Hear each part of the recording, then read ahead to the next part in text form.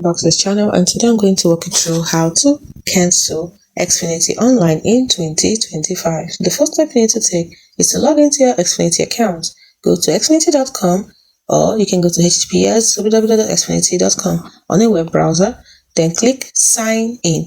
You see it in the top right corner and enter your credentials.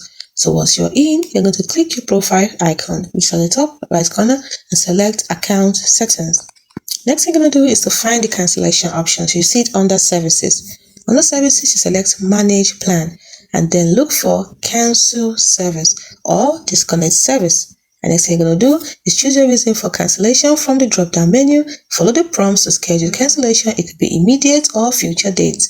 The next thing you need to do after you've done this is return equipment.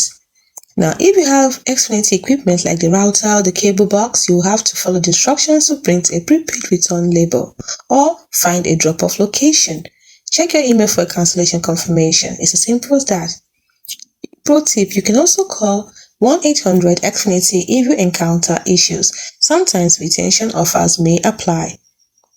This is based on current Xfinity web interface, which is started in 2025, and no app is required. It works on any browser. It includes equipment returns and steps for common complaints.